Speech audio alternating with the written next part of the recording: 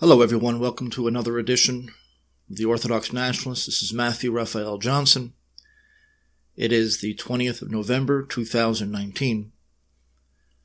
As always, I want to thank my supporters, my donors especially, and continue to remind everybody that I'm always in desperate need of funds.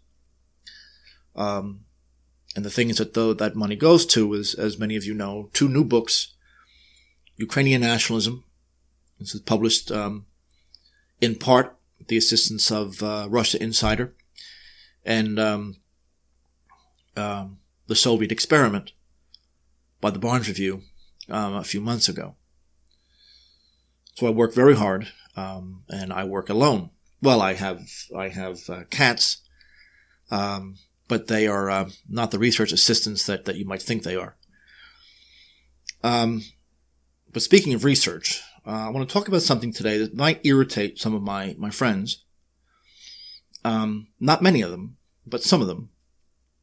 The title of the paper is "The Plague of Well-Meaning Dabblers, the Flat Earth Apologue and the Decay of Postmodern Science." The word apologue doesn't get used very much. It refers to a story, not quite a fable, but a story that has a moral purpose with very exaggerated details that either are just irrelevant or almost comic. But it has a broader purpose, usually a moral purpose. And this isn't necessarily about the flat earth as such. An idea that I dismiss with a wave of my hand, but the foundation of where this came from. Every once in a while I get a meme on Facebook, and it says that every country in the world but, I think it says Syria, Iran, and China, I think, North Korea, has a Rothschild-owned central bank. And every time I see this, I respond to it. And I say there are many countries that have a state-owned central bank. Several dozen, in fact. But it continues to make the rounds. And it's just these emotional investments that people put into this. And this is on the hard sciences today, something in which I have no acumen, really. But the hard sciences are very politicized. Now, I do know quite a bit about the history and philosophy of science. But as I've said before, fields like biology or international political economy have a few things in common, and they're technical fields. They have a specialized vocabulary, they have seminal texts, they have intellectual factions, they have unmentionable opinions, competing theories, they have biases, and they have journals. And to get a grasp on them, it requires many years of study. The notion of ever-changing truths is a problem, because if truths are relative and ever-changing, then why work? Why become an expert in anything? Why become a scientist or a historian? And what would expertise even mean if truth is ever changing and is unreachable, as so many have said? But if truth isn't discernible anyway, then why bother? Why do the work?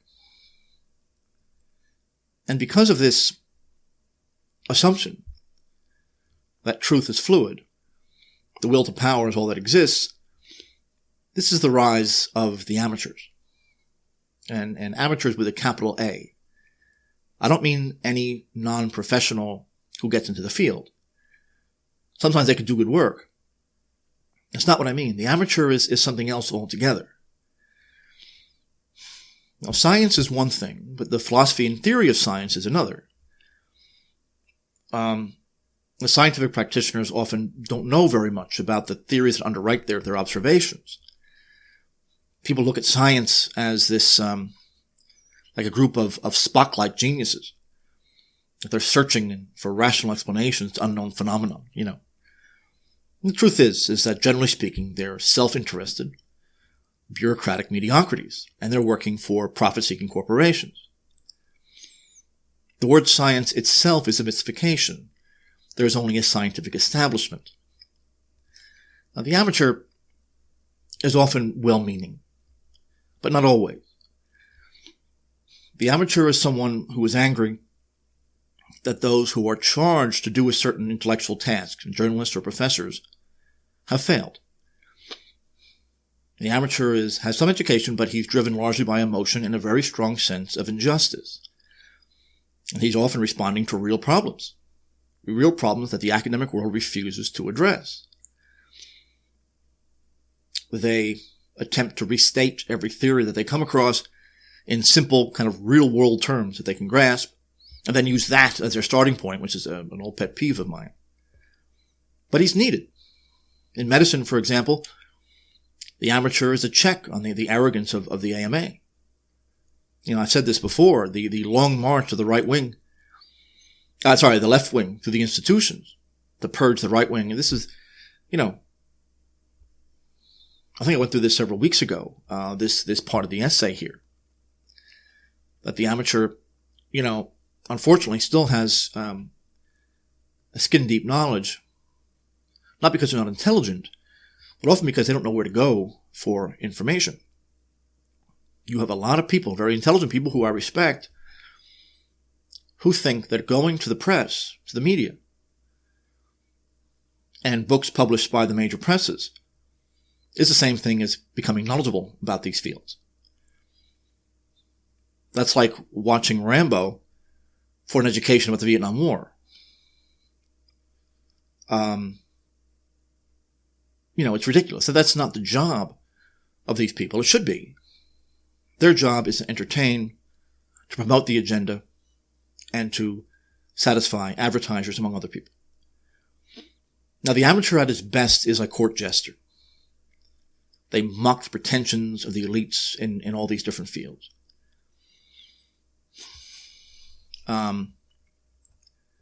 It's something that I've been through before, and it's extremely important to me. I'm not making fun or attacking the amateur at all. Amateurs are my friends and supporters. Socrates, of course, the ultimate amateur. I do, however, go after people who, without the requisite knowledge and methodological experience, claim expertise in a technical field. That I have a problem with. Because often these guys know just enough to sound like they have authority. And when a young person comes across them, they could poison them forever. There's some of these, constitutionalist patriots who have no idea that Patrick Henry refused to sign the Constitution. They use phrases like the Founding Fathers, like that's a meaningful phrase. It bothers me. Now so on the one hand, the amateur intellectual has a role. And it's to mock the pretensions of the academics and everything else. In that area, I've seen them go up against IRS agents and rip them to pieces. They're the ones who are going up against the pharmaceutical companies and ripping them. It's really wonderful to behold. They're the ones who are leading the charge against the 5G EMF stuff. And they're making great headway. As you know, I believe that's banned in Russia as it stands now. But that's not the same thing as claiming medical expertise or scientific expertise or expertise in electromagnetic fields. There are problems with this. And we're talking about the flat earth concept as being one of the most bizarre manifestations of this. And I have a list of things that are problematic with the amateur. That is to say, someone who's claiming to be a professional or someone who's claiming to be an expert. Not someone who, has an interest in an issue, who wants to, protect their family. That's not what I mean. People who claim technical expertise when they don't have it.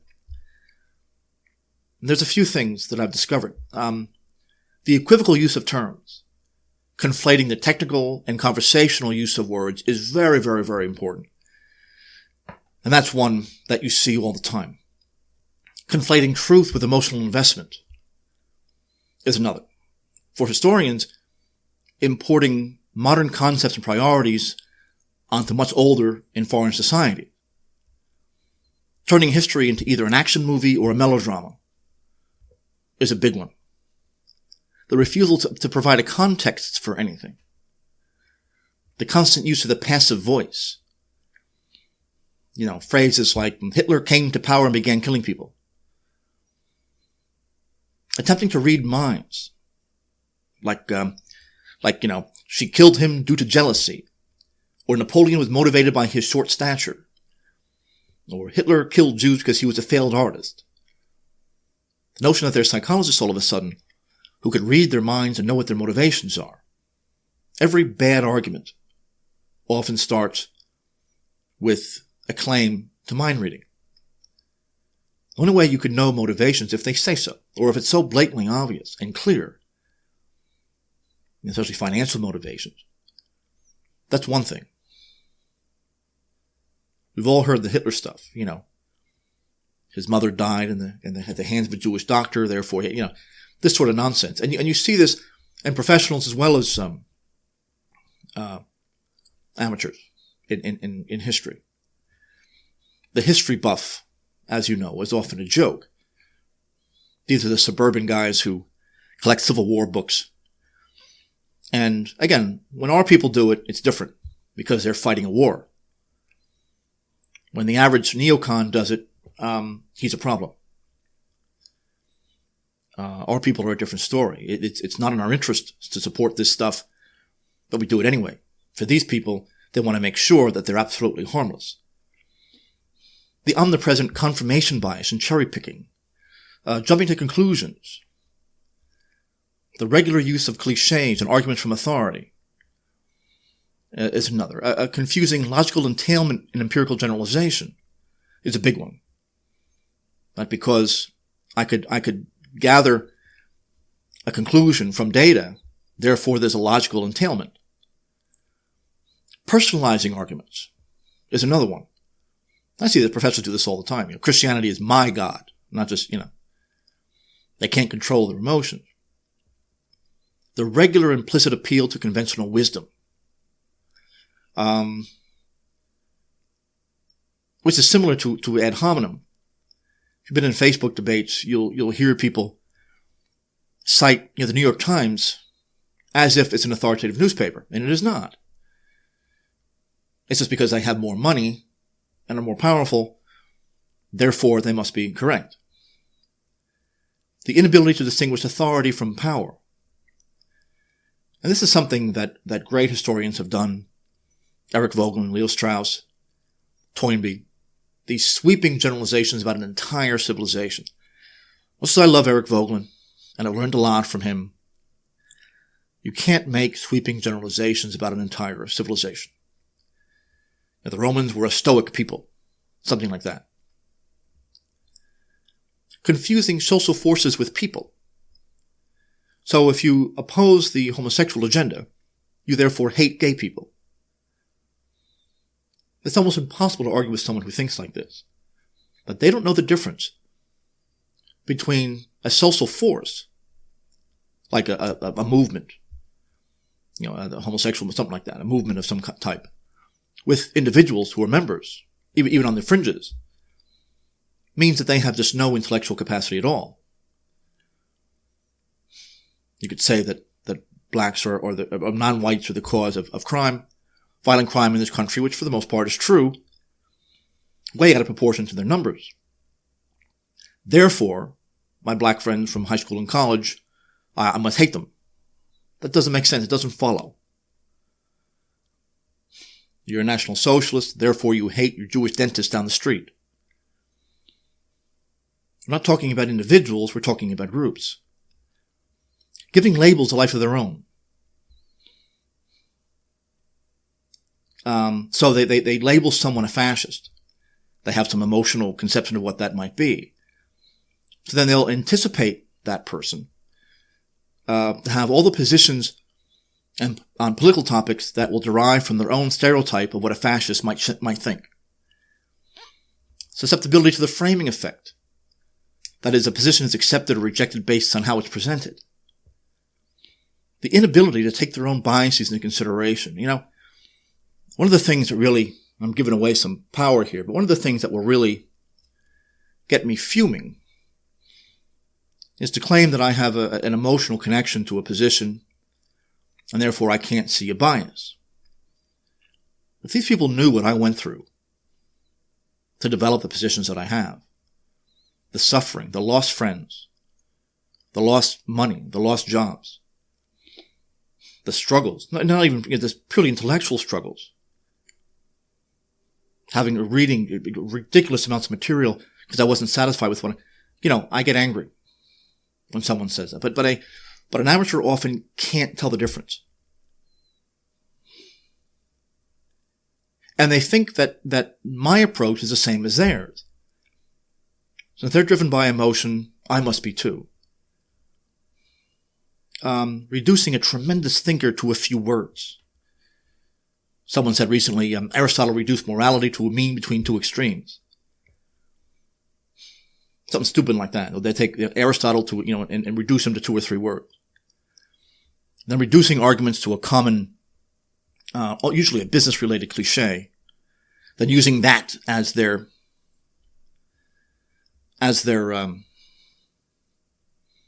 starting point. So in the debates about philosophism that I've had over the years, they dismiss everything I say about, the Balkan bishops being bought and sold, which of course was policy.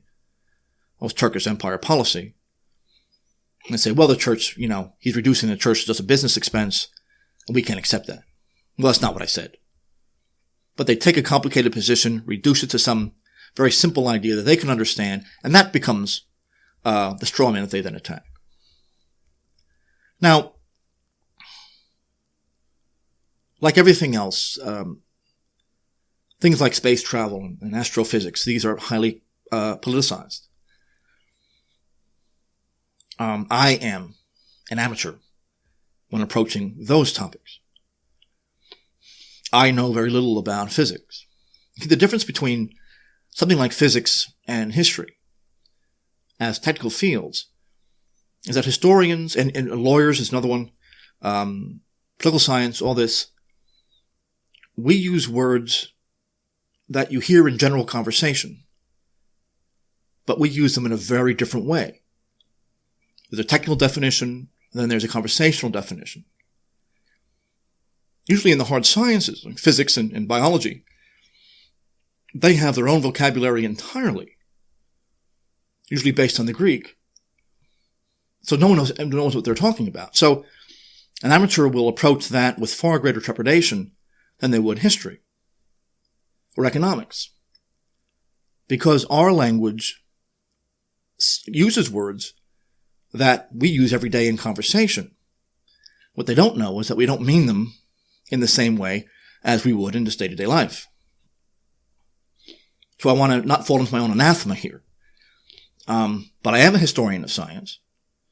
And so I want to, if I'm going to approach something in which I'm an amateur, I'm at least knowledgeable about that. And do it in the Socratic kind of a way. Now, it wasn't that long ago. I was at a 4th of July party in Altoona, Pennsylvania. And I heard somebody say, and I'm paraphrasing, but we now know that there are billions and billions of galaxies out there. And therefore the odds favor that they must have intelligent life somewhere. Billions and billions of galaxies. We all know this. They use the first person plural, we. Now, for a society that's rejected God and His church, by and large, science fiction becomes a semi-religion. The general claim that the universe is infinite and billions of solar systems and galaxies must exist is common. Now, that is not, and this is something I can talk about, that is not an empirical claim. I wish people in their field would be this careful about making statements in my field.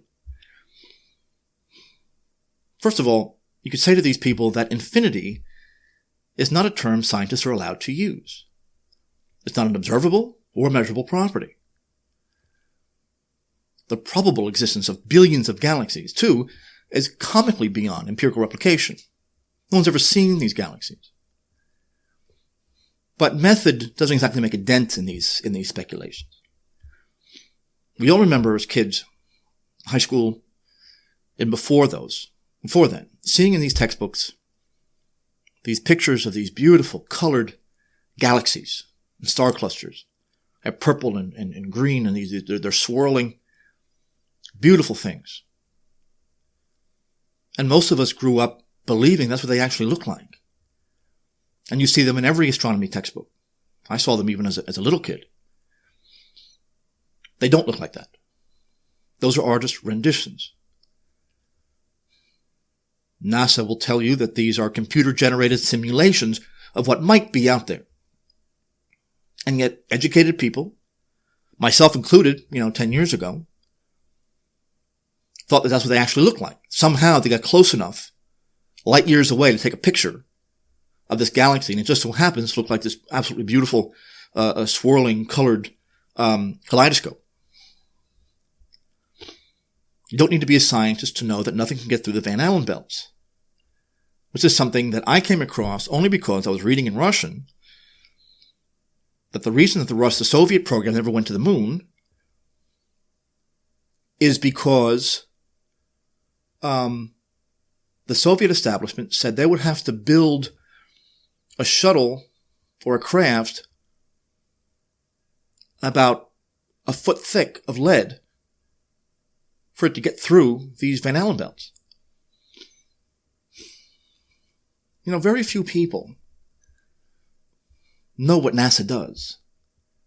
It is based on a deeply philosophical, even theological conception. NASA scientists have said numerous times without realizing it. One quote I've seen, and I will get to this in a minute. When we figure out how to penetrate these belts, we can start working on a manned Mars mission. I've seen that several times. I don't think these guys realize that means that no one's gotten to the moon yet. No one's quite sure what these people do. Can you think of one thing that's been gained by the billions of dollars spent by NASA?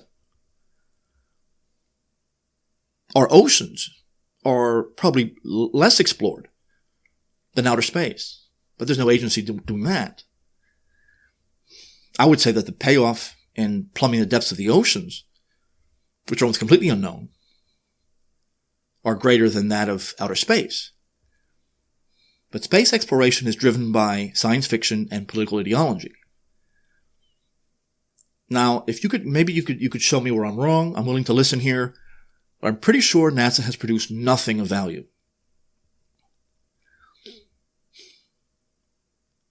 In 2019, NASA gets about $21 billion. Now, since 1970, their percentage of the budget has declined. It used to be about 4.5% in 1965 to 0.3% just a few years ago. That means they're worried. They have to maintain public interest in various ways, or else they're in trouble. So hoaxes are irresistible. Men will lie when their livelihood is at stake, and it's hard to blame them for it. Now, there's a positivist and nominalist axiom in modern science, and the main one is, which is reasonable, that cause and effect, and that alone, and therefore material cause and effect, that's the domain of science. Outside of that, science shuts its mouth. It has nothing to say. If it isn't based on material code, they can't assume something is just code. Unless it's observable, they can't talk about it. So that eliminates the human mind. Not the brain, the mind. The spirit, free will, the Big Bang, billions of galaxies, or moral theory. Among other things, those things are eliminated. Science can have no opinion about free will because by definition it's not caused directly by a material force. They can't deny it, they can't affirm it, they can't talk about it. Yet they mouth off about it all the time.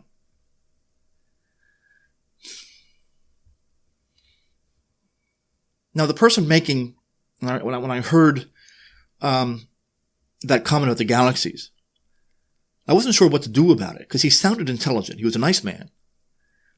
But I did read the paper, Imaging, Photometry, and Spectroscopy, the Primary Tools of Astronomy. I'll learn to pronounce that eventually. And they say this. They say electric light detectors, like charge-coupled devices, or CCDs for short, have now displaced photographic materials at most astronomical observatories. These detectors produce data that can be recorded digitally and entered directly into a computer for processing and analysis. And I worried about that, because it means that direct observation is impossible. So the universe, so to speak, is mapped using assumptions about how light and heat operate in a vacuum of space. The alleged existence of the most ancient stars always had to deal with the source of the fuel.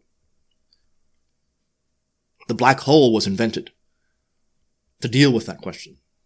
That's what it exists for. It's a source of fuel for these massive ancient structures. No one's ever seen a black hole by definition. Things like neutron stars or black holes, dark matter, these are imaginary concepts. No one has ever seen, but they have to exist in order for other things to work out. How many people can challenge that at a professional level? I can't. I can only ask unpleasant questions. But when it comes to observing space, I was taken by the fact when I found out that those pictures that I grew up seeing were false. In other words, they were generated. And from the same paper, thermal infrared images are detector and lens combinations that give visual representation of infrared energy emitted by all objects above 0K. In other words, thermal imagers let you see heat. Depending on the sophistication of your system, heat imaging, that is capable of providing very detailed images of situations invisible to the naked eye. Thermal images cannot see through walls, although you can gather much information about the inside of the wall as well as what's happening on the other side. You would also be able to see things like studs inside the wall or damaged insulation and roofing applications. We hope that this dispels a few of the most common myths regarding infrared energy. Thermal imagers in Hollywood in real life are very different. Now that's one foundation for the billions of galaxies idea. It doesn't have roots in observation. I remember very well from my astronomy courses in college, by the way, one of my favorite classes, that the claim is that the most incredibly faint hints of interstellar heat are picked up by these imagers. But I don't know how this could be done over light years. That escapes me. And then these extremely and almost impossibly minute data points are plugged into the imagery program that then creates these pictures of galaxies billions of light years away.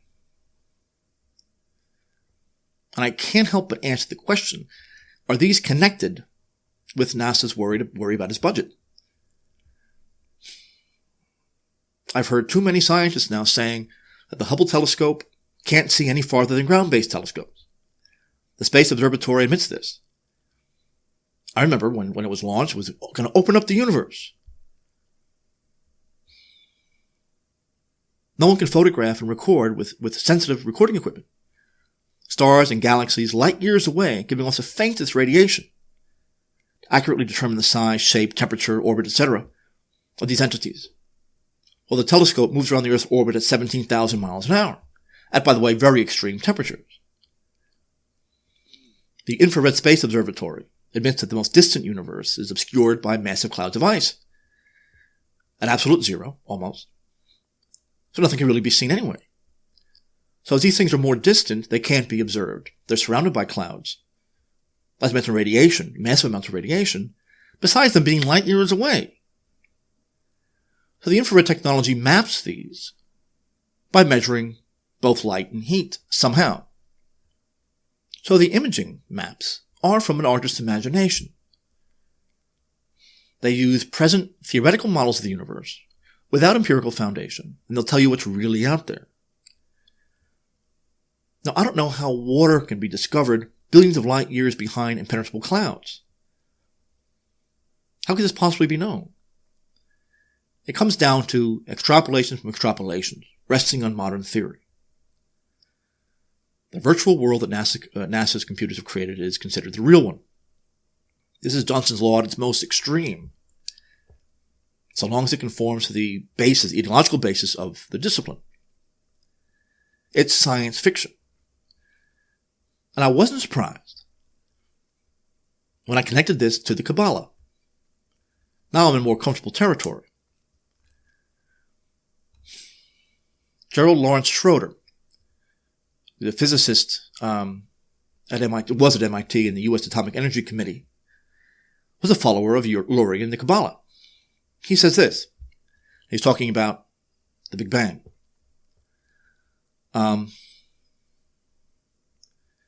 He says, Nachmanides, the Kabbalist, says that although the days, that is the days of creation in Genesis, are 24 hours each, they contain Kol Yiman Elohim, all the ages and all the secrets of the world. Nachmanides says there's only one physical creation, and that creation was a tiny speck. And in that speck, all the raw materials that should be used for making everything else. And this speck expanded out, this substance, so thin that it has no essence, turned into matter as we know it. The moment that matter formed from the substance of the universe, time grabs hold. Einstein's E equals mc squared tells us that energy can change into matter. Once it changes into matter, time grabs hold. This moment of time, before the clock begins, the Bible lasted 1/100,000th of a second. Minuscule time. But in that time, the universe expanded from a tiny speck, about the size of the solar system. From that moment, we have matter, and time flows outward. Now, what the hell does that mean?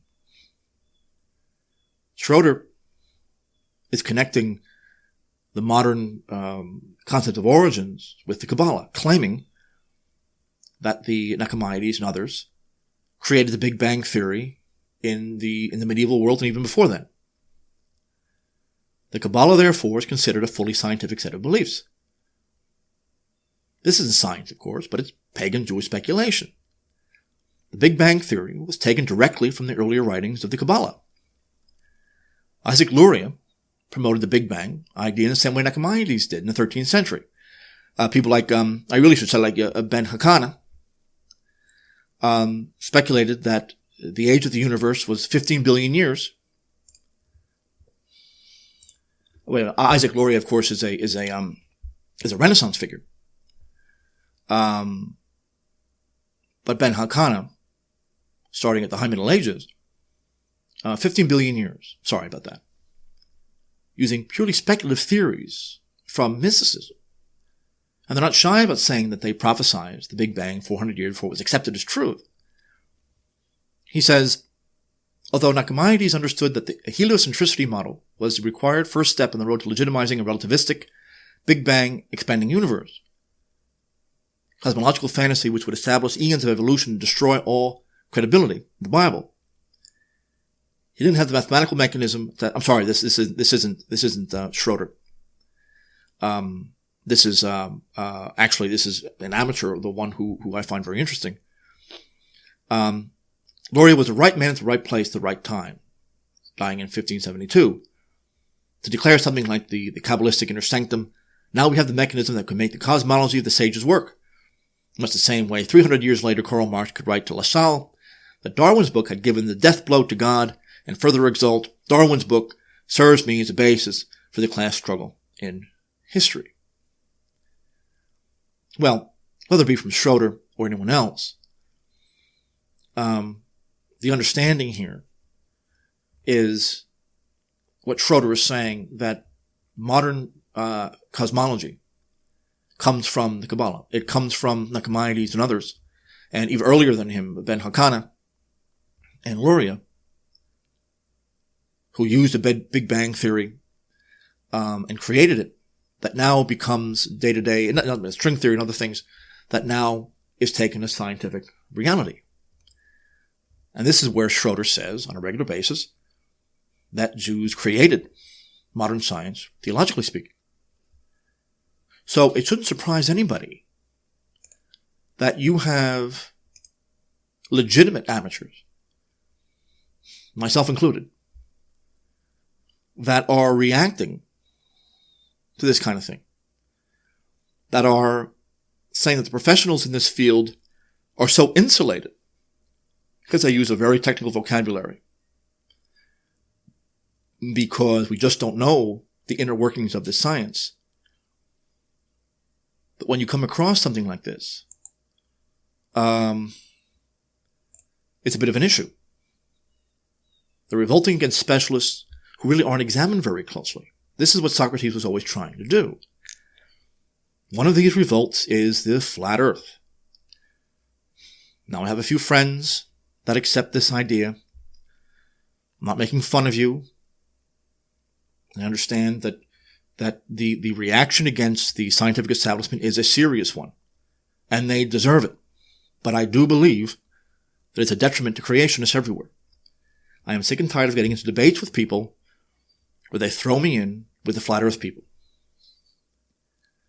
And the creationists, or those who believe in even a young earth, like me, are thrown in with these guys. The flat earth idea is destroying the gains that the creationist movement has made over the last few decades, as meager as they are. In terms of creationism, even young earth stuff, you have specialists, tremendous body of scientific work by specialists, by scientists at the top of their field, that now has accumulated to such a degree that evolutionary mythology is on the defensive. That's a pretty substantial gain for creationism. The flat earth threatens to destroy this.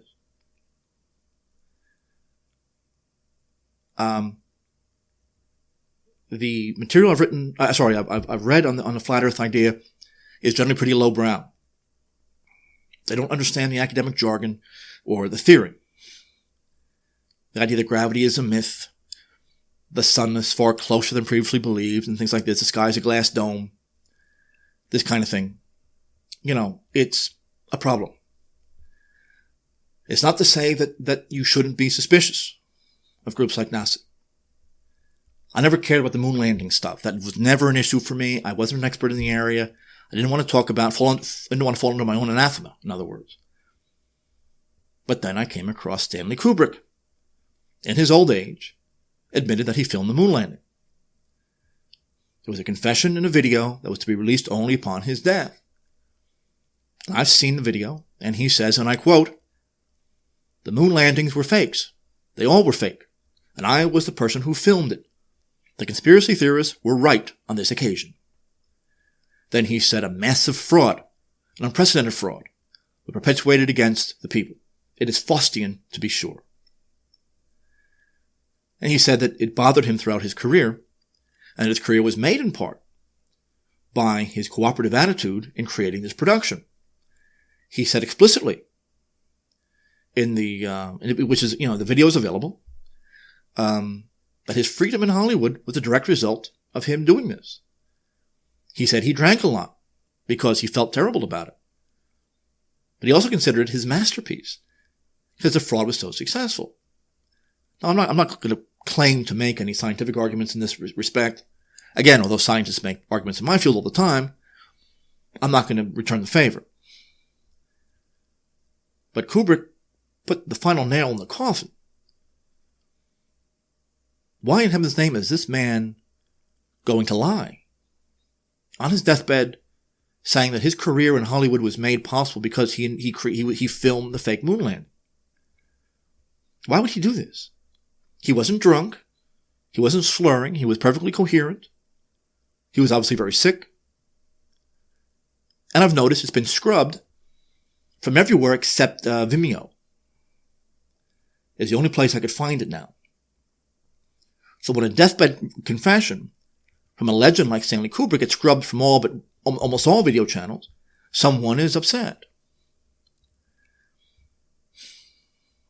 Now, again, I'm not going to get into the issue at all, one way or the other, and I never really cared much about it until I listened to Kubrick talking like this. It's kind of like people who, when they hear Bob Dylan for the first time in 60 Minutes, saying that he made a deal with Satan. He comes right out and says it. Again, he's near the end of his life, end of his career. Every once in a while, you come across one of these guys who say it. Michael Jackson said it not about himself, but about others. It's a myth that conspiracies require the cooperation of thousands of people over decades, which of course is impossible. That's not necessary. People have been blowing the whistle on JFK, 9/11, NASA for decades. Often very well qualified people, not amateurs, without serious media coverage. Whistleblowers are everywhere. They come in all shapes and sizes. But without media attention, without consideration from elites, it doesn't exist. And conspiracies this is how powerful people work. Political science and history is about uncovering conspiracies. We don't listen to official pronouncements from governments. The whole point of this field is to break through that and to understand how power relationships work. That's called conspiracy. Powerful people work in secret. History is driven by these powerful entities, and our purpose is to uncover it. Large conspiracies are expensive and difficult, but they do not require the silence of thousands of people. Now, some of you have come across the fake Mars photos, the ice on Pluto. The Devon Island hoax was accepted by NASA for a while, but now they warn people as a matter of damage control, saying, "Oh, this isn't real." Now, the Egyptian desert picture, that's another matter. Both were put forth as the so-called surface of Mars not too long ago.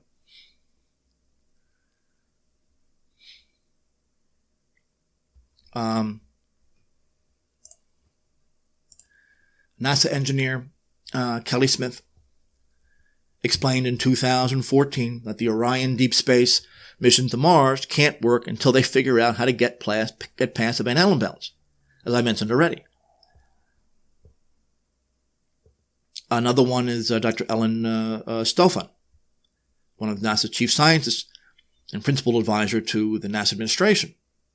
In 2014, she said, "NASA's focus now is on sending humans beyond low Earth orbit to Mars. We're trying to develop the technologies to get there. It's actually a huge technological challenge.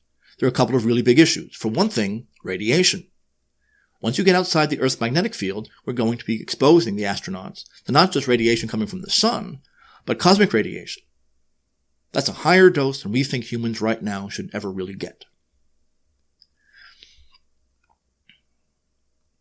Sometimes I really wonder, was she aware of the implications of that statement? I mentioned that the Russian claim I came across, it was Dr. E.E. Kovalev in his Radiation Protection During Spaceflight. That's from the Institute of Biomedical Problems from the USSR Ministry of Health. He is the one who said some time ago that they abandoned the moon program because they can't create a craft that's made of lead. Only a massive lead shield would permit anything to pass through the belts. And this is exactly what Dr. Ellen Stofan is making reference to, Kelly Smith and many others. What they're making reference to there is something of a tremendous extremity. Now, with all that, I get to the flat Earth idea. It takes legitimate skepticism and takes it too far. I remember when this first came out. It's only a few years old. Flat Earth theory got a lot of mainstream attention very quickly. NBA star Kyrie Irving, a couple of rappers, a few other minor celebrities, kind of came out all at once spouting this idea, and it's very suspicious. The movement came out of nowhere maybe a decade ago. gets immediate traction in popular culture and is then used to beat creationists over the head with. This view should explode onto the scene with celebrity endorsers is strange. It sounds like an intellectual false flag. See, young Earth scientists are actually scientists, but they've been working in obscurity for years. But somehow, the flat Earth idea gets mainstream appeal almost immediately, and Google doesn't filter out its results like it does for any other non-PC idea. Here's the problem. These people believe that prior to 1492, people thought the Earth was flat. And they use the myth of Christopher Columbus to back that up. No one in the Middle Ages thought the Earth was flat. Nobody. The myth began in the polemics between Protestants and Catholics in Great Britain, long after the Middle Ages had come and gone. John William Draper wrote The History of Conflict Between Science and Religion in 1874, asserted that myth without any attribution whatsoever. The flat Earth, then as now, was just a stick to beat Christians over the head with during the debates over Darwinism. Like these debates, all of a sudden, these scions of scientific rigor and mathematical precision invent positions, red herrings, illogic to beat their opponents with. They do it all the time. In the polemical works pitting religion against science, so-called, writers like Draper, Andrew White, or Camille Flammarion state that the early church fathers, quote-unquote, thought that the earth was flat, but just to discredit them. But none of the church fathers taught this doctrine, despite publishing many works on scientific topics. Hexameron and St. Bathel's just one. St. Ambrose has one too. But these guys haven't read these guys, so they can't say otherwise. But I have read these guys. James Hannam wrote this. The myth that people in the Middle Ages thought the earth is flat appears to date only from the 17th century as a part of the campaign by Protestants against Catholic teaching. It gained currency in the 19th century thanks to inaccurate histories, such as John Draper's History of the Conflict Between Science and Religion, as I mentioned before, and Andrew Dixon White's History of Warfare of Science with Theology and Christendom, which came out in 1896. Atheists and agnostics championed the conflict thesis for their own purposes, but historical research gradually demonstrated that Draper and White had propagated more fantasy than fact in their efforts to prove that science and religion are locked in eternal conflict. In other words, these writers, whether it be White, Draper, Flammarion, invented the notion that medievals believed the earth was flat. They did not. Even in Thomas Jefferson, in his Notes on Virginia, perpetuates the myth that the debates in Rome between Galileo and the papacy were over the roundness of the earth.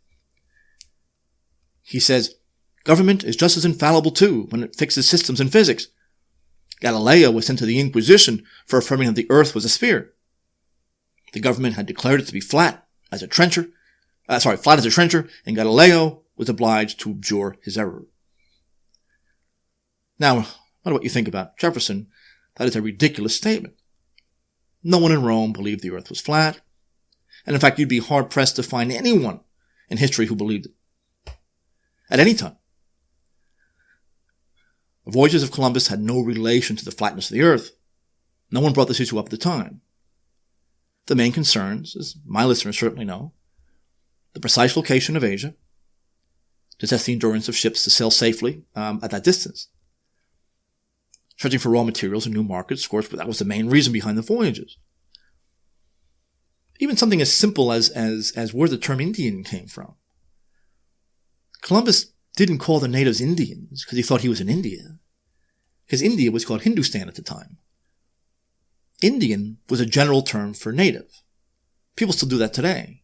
Indians are a native group of people you don't know anything about. You meet them for the first time, that's what they're called. That's typical for popular wisdom, though. There's not much there.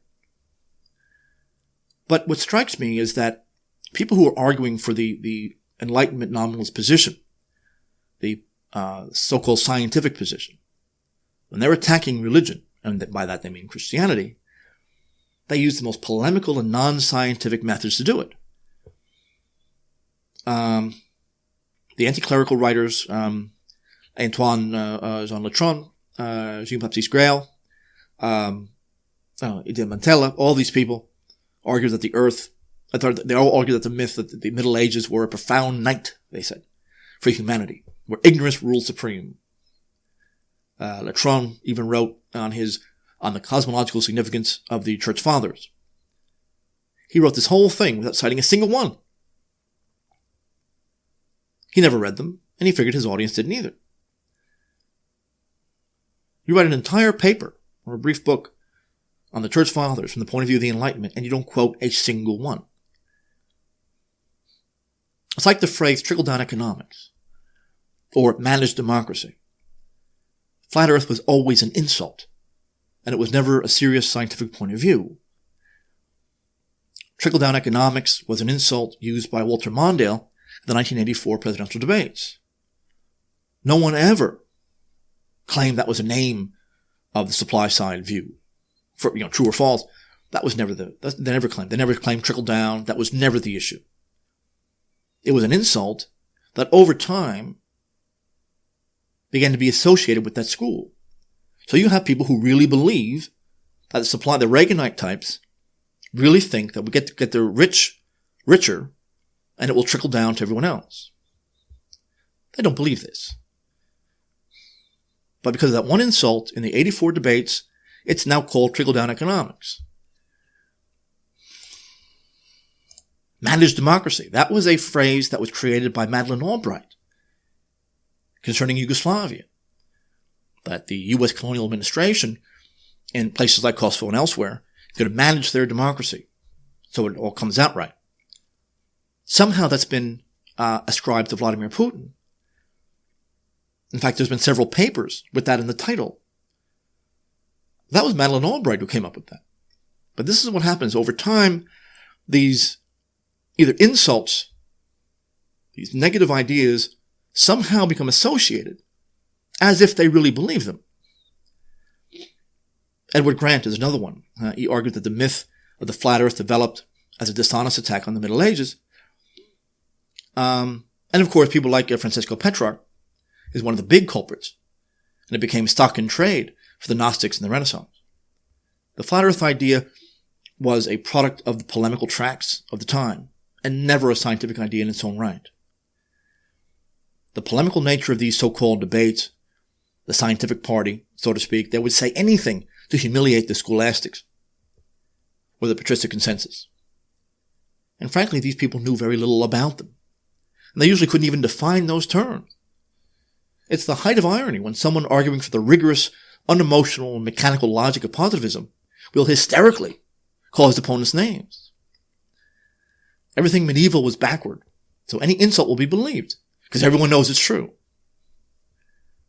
Moderns need to believe that everything before it is darkness and ignorance. And so that's where they begin to perpetuate the flat earth mythology. Because things were so hard in the past, massive sacrifices forced upon us now in the name of progress are well worth it. In grad school, I spent a lot of time on Aristotle. And he proved the earth was round On the Heavens, part 13, section 3. That means both the Islamic and Christian worlds rejected the flat earth idea. So it never took root anywhere. Now, it's true, if you try to find somebody in history who believes in a flat earth, Aristotle claims that Anaxagoras and Democritus believed in it. Anaximenes, I should say. That these were the people who believed in a flat earth. I'm not sure it's right. He doesn't cite anything. That a lot of their works don't survive in this respect. But the only reason that they said the earth was flat is that they were arguing for the fact that it's immobile. If it's flat, it's sort of like the wind can't move a flat surface because there's so little surface for it to push. That was where it came from those guys. But even there, they weren't making a strictly scientific argument. Aristotle said that different constellations are visible from different latitudes. So the Big Dipper is visible at 41 degrees north or higher, always visible there. Below 25 degrees south, you can't see it. So just north of that, let's say in northern Australia, the Big Dipper can't be seen. You have to go to the Caribbean to see the Southern Cross. It only makes sense if the Earth were a globe. And Aristotle also noticed that the Earth's shadow on the moon was curved during an eclipse. Most of the promoters of this theory have no idea Aristotle was capable of such deductions, but I've never read him before. And Eratosthenes, his experimentation, which was crude, is true, very little known, but it's very famous. On high noon, June 21st, he put a stick in Alexandria, and then it casted a much greater shadow than one at Aswan, or Syene at the time, in the Upper Nile. Well, at high noon on June 21st, that's impossible unless the Earth is round. The sun was far enough away that its rays would be parallel by the time they got to the Earth.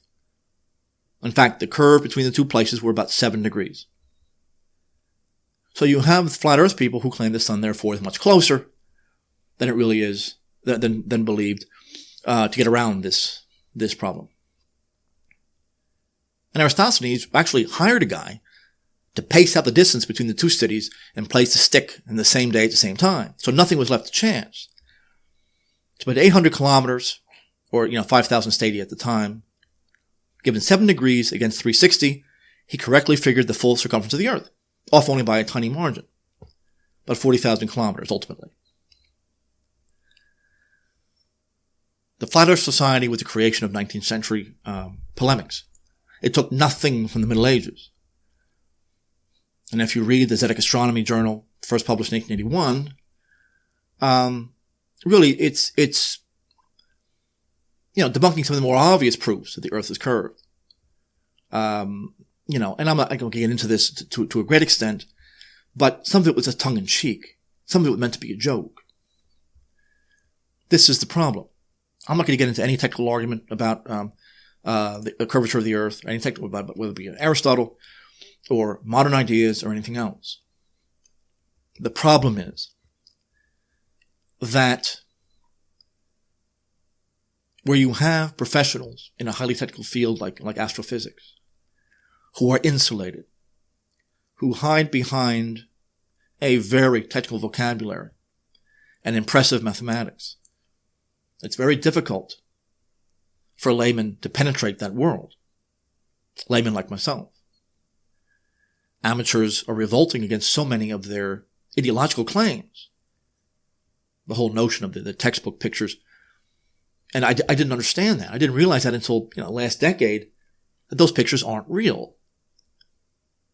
They're computer generated. Well, why?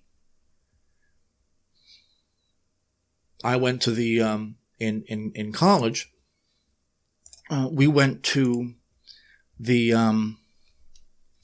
Middletown, Connecticut Observatory, the Van Vleck Observatory. And they have the 24-inch telescope there. This is a gigantic thing. And I looked through that and I saw Saturn at full magnification. It was a white blob. It looked nothing like what we see in our textbook. It was a white blob. I could hardly tell that apart from anything else. And this is at the Van Vleck Observatory. This is a gigantic, it's the biggest, I think the biggest telescope in New England. Those images in our textbook were CGI. And my professor confirmed it. And he said, and I quote, "No one has any idea what they look like." And he's referring to like galaxies and these distant stars and everything else. Saturn was a blob. And that struck me that there was something wrong here. Now, there's bigger telescopes and everything else, but it doesn't get much better than that. It doesn't get much better than this.